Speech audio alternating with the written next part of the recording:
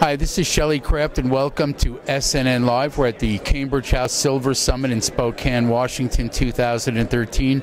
I have with me Jeff Christian of the CPM Group. He's a keynote speaker at Cambridge. Jeff, I want to welcome you to SNNLive. Thank you, Shelley. It's great to be here. It's good to have you. Okay, let's get right into it. Please tell our audience about CPM Group. Okay, well, CPM Group is a commodities research consulting company. I used to run the commodities research department at J. Ayer and Goldman Sachs.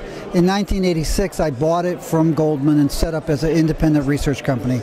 So we do a lot of research on precious metals markets and other commodities, and then we advise companies, corporations, high net worth individuals, institutional investors, governments, and others. Anybody with a large exposure to commodities or precious metals, we'll advise them on how to manage that exposure. So Jeff, what did you discuss today? Because I know you had a full room. Well, my main discussion was to talk about the outlook for silver and the economy. And basically what I was saying was that we think the economy will continue muddle through with subpar growth and high unemployment.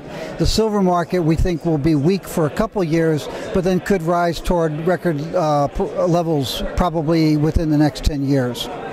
In addition to that, we talked a little bit about some of the conspiracy theory people, and we outlined the fact that this fellow Andrew Maguire, who says that he worked in the bullion trading business for decades, actually has never been a bullion trader and pretty much fabricated all of his background. Well, maybe he meant beef bullion. What he did was he sold and leased automobiles for most of the 80s and 90s. So I guess there is a lot of metal in a car, and that's what he was leasing and selling. Okay, so you're a good person to ask this question. The S&P broke its all-time high today. Right. How does that affect what's going on in the economy versus what's going on in the silver market? Well, one of the concerns that we have is that we're looking at the S&P and the stock market in general, and we use the term sugar high. We're concerned because stock prices seem to be rising for a lot of bad reasons. Corporations are decapitalizing. They're taking their profits and they're either buying their shares back, but they're not reinvesting, they're not hiring people, they're not buying new equipment or building new factories. And so the companies look good and their stocks are rising, but for a lot of reasons they're negative for the economy. So on a short-term basis, it's particularly bad for precious metals as an alternative asset, but it sort of says to us that at some point the stock prices could come off sharply and precious metals could look a lot more attractive. You look around the room, there's less companies that survived over the course of the last year. The ones that have plenty of money in the bank, they're here, they're at every conference, they're out there marketing their company. What do you think is the future for the juniors? A lot of the juniors will survive. Quite a few of them probably will be taken over. We advise large companies, and some of the large mining companies that we advise, one of the questions they're asking us these days is are prices for gold and silver low enough that we should be talking about taking over some of these smaller companies, or should we wait a year or two and try to get them at even lower prices? And we've been telling them you should be talking to them now and not necessarily wait a couple years, because a lot of companies are doing that.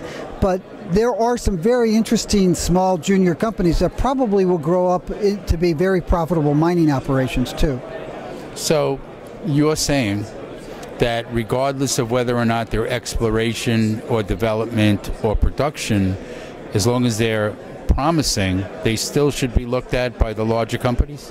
Both by the larger companies and by individual investors. And in fact, individual investors will look at, if you do your homework and you study these companies and you find a company that has good management and interesting properties, then they're interesting to you as an investor, not only because they could become a very profitable company and their share price could rise, but also because they're takeover targets. Because the majors have a coterie of geologists and mining engineers who know how to look at these things, and they can separate the good opportunities from the bad opportunities.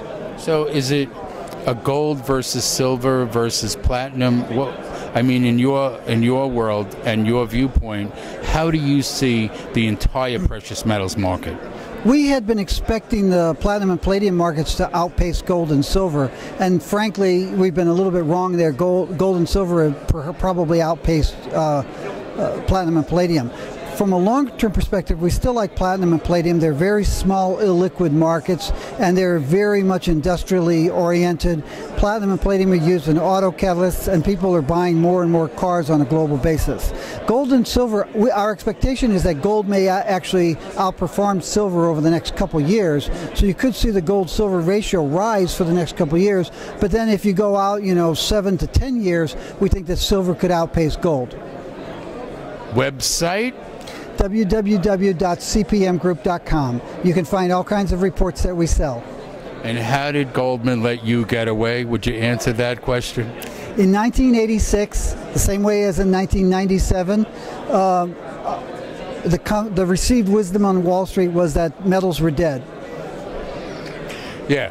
Ladies and gentlemen, Jeff Christian, CPM Group. He's a keynote speaker at Cambridge House. I'm Shelley Kraft. This is SNNLive. We're at the Cambridge House Silver Summit Conference right here in Spokane, Washington, 2013. Thank you so much for coming on to SNNLive. My pleasure.